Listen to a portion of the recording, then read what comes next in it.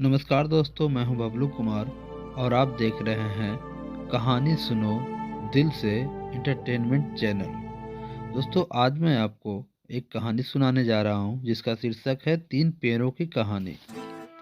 किसी नगर के समीप एक जंगल में तीन वृक्ष थे।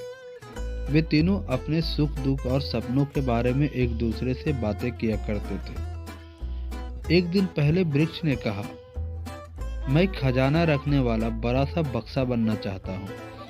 मेरे भीतर हीरे जवाहरात और दुनिया की सबसे कीमती निधियाँ भरी जाए। मुझे बड़े हुनर और परिश्रम से सजाया जाए, सारी दुनिया मेरी खूबसूरती निहारे। ऐसा मेरा सपना है। दूसरे वृक्ष ने कहा, मैं तो एक विराट जलयान बनना चाहता हूँ, ताकि बड़े बड़े राजा और रानी मुझ पर सवार हों और दूर देश की यात्राएं करें। मेरे भीतर सभी सुरक्षित महसूस करें और सबका यकीन मेरी शक्ति में हो। मैं यही चाहता हूँ।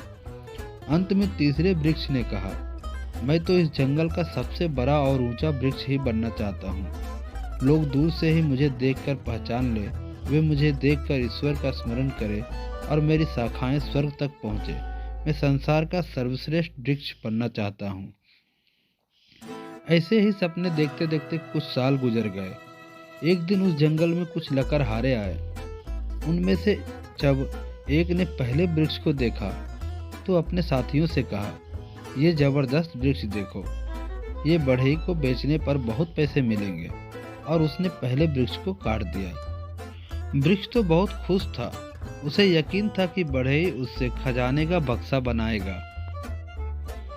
दूसरे वृक्ष के बारे में लकड़हारे ने कहा, यह वृक्ष भी लंबा और मजबूत है, मैं इसे जहाज बनाने वालों को बेचूंगा। दूसरा वृक्ष भी खुश था, उसका चाह भी पूरा होने वाला था। लकड़हारे जब तीसरे वृक्ष के पास आए तो वह भयभीत हो गया। वह जानता था कि अगर उसे काट दिया गया तो उसका सपना पूरा नहीं हो पाएगा। एक लकड़हारा बोला, इस वृक्ष से मुझे कोई खास चीज नहीं बनानी है, इसलिए इसे मैं ले लेता हूँ। और उसने तीसरे वृक्ष को काट दिया। पहले वृक्ष को एक बढ़ई ने खरीद लिया और उसे पशुओं को चारा खिलाने वाला कठौता बनाया। कठौते को एक पशु गृह में रखकर उसमें भूसा भर दिया गया। बेचारे वृक्ष ने तो इसकी कभी कल्पना भी नहीं की थी। दूसरे वृक्ष को काटकर उससे मछली पकड़ने वाली छोटी नौका बना दी गई। भव्य जलयान बनाकर राजा महाराजाओं को लाने ले जाने का उसका सपना भी चूर चूर हो गया। तीसरे वृक्ष को लकड़ी के बड़े बड़े टुकड़े में काट दिया गया और टुकड़े को अंधेरी कोठरी में रखकर लोग भूल गए। एक दिन उस पशुशाला में एक आदमी अपनी पत्नी के साथ आया और स्त्री ने वहां एक बच्चे को जन्म दिया। वे बच्चे को चारा खिलाने वाले कठौते में सुलाने लगे। कठौता अब पालने का काम आने लगा। पहले वृक्ष ने स्वयं को धन्य माना कि अब वह संसार की सबसे मूल्यवान निधि अर्थात एक शिशु को आसरा दे रहा था। समय बीतता गया और सालों बाद कुछ नवयुवक दूसरे वृक्ष से बनाई गई नौका में बैठकर मछली पकड़ने के लिए गए। उसी समय बड़े जोरों का तूफान उठा और नौका तथा उसमें बैठे युवकों को लगा कि अब कोई भी जीवित नहीं बचेगा। एक युवक नौका में निश्चिंत सा सो रहा था। उसके साथियों ने उसे जगाया और तूफान के बारे में बताया। वह युवक उठा और उसने नौका में खड़े होकर उफनते समुद्र और झंझावाती हवाओं से कहा, शांत हो जाओ। और तूफान थम गया।